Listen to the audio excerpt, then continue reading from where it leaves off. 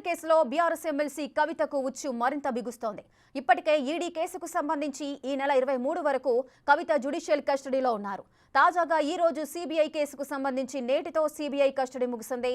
దీంతో ఆమెను సిబిఐ అధికారులు రౌజ్ అవెన్యూ కోర్టులో హాజరుపరిచారు. అంతేకాదు జ్యుడిషియల్ కస్టడీకి అనుమతి ఇవ్వాలని సిబిఐ తరఫు న్యాయవాదుల ధర్మాసనాన్ని అభ్యర్థించారు. ఈ కేసులో ఇరుపక్షాల వాదనలు విన్న కోర్టు ఈ నెల 23 వరకు సిబిఐ కేసులోనూ జ్యుడిషియల్ కస్టడీకి అనుమతినిస్తూ ఆదేశాలు జారీ చేసింది.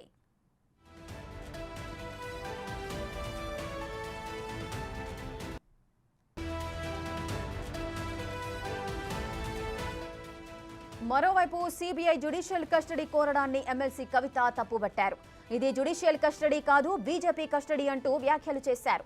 బయట బీజేపీ వాళ్ళు ఏది మాట్లాడుతున్నారో లోపల సిబిఐ వాళ్ళు అదే అడుగుతున్నారంటూ చెప్పుకొచ్చారు కవిత. 2 ఏళ్ల నుంచి అడిగిందే అడుగుతున్నారని తెలియజేశారు.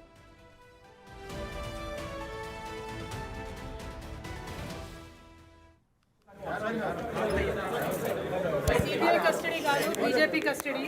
బయట బీజేపీ వాళ్ళు మాట్లాడేది లోపల సిబిఐ వాళ్ళు కూడా అడుగుతున్నారు. సిబిఐ కస్టడీ కాదు, బీజేపీ కస్టడీ. సిబిఐ కస్టడీ కాదు, బీజేపీ కస్టడీ. సిబిఐ కస్టడీ కాదు, బీజేపీ కస్టడీ. బయట బీజేపీ వాళ్ళు మాట్లాడేది లోపల సిబిఐ వాళ్ళు కూడా అడుగుతున్నారు.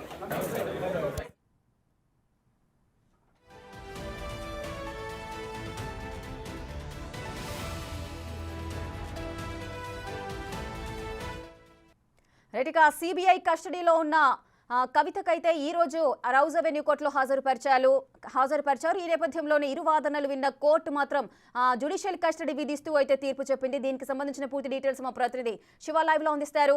శివ, చెప్పండి, ఇది జ్యుడిషియల్ కస్టడీ కాదు, ఇది బీజేపీ కస్టడీ అంటూ కూడా కవిత మాట్లాడడాన్ని మనం చూసాము. దీన్ని ఏ విధంగా చూడొచ్చు? ఢిల్లీ లిక్కర్ స్కామ్ కేసులో కవితను సిబిఐ అదుపులోకి తీసుకుంది. అంటే కస్టడీ నేటితో ముగిసిన నేపథ్యంలో రౌజనీ కోర్టు న్యాయమూర్తి కావేరి భవేశ ముందు సిబిఐ అధికారులు హాజరుపరిచిన తర్వాత ఈ కస్టడీలో కవిత విచారణకు సరిగా సహకరించలేదు కాబట్టి మరింత సమాచారం సేకరించాల్సి ఉంటుంది.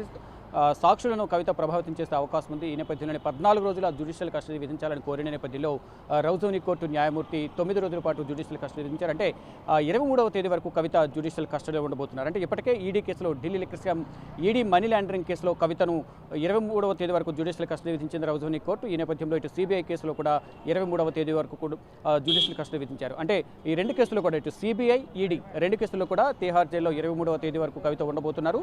ఈ ఢిల్లీ లిక్కర్ స్కామ్ సంబంధించి ఈడీ, మరోవైపు తనపై ఆరోపణ వచ్చిన నేపథ్యంలో సిబిఐ ఇద్దరు కూడా అరెస్ట్ చేసిన నేపథ్యంలో 2 కేసుల్లో కూడా కవిత జ్యుడిషియల్ కస్టడీలో ఉండబోతున్నారు. ప్రజెంట్ తిహార్ జైలుకు కవితను రౌజనీ కోర్టు నుంచి తరలించే అవకాశం కనిపిస్తోంది. అంటే మధ్యాహ్నం 1 గంటలోపు కవితను రౌజనీ కోర్టు నుంచి తిహార్ జైలుకు తరలిస్తారు. ఈలోపు ఆర్డర్ కాపీకి సంబంధించి అంటే గతంలో ఏదైతే ఈడీ కేసులో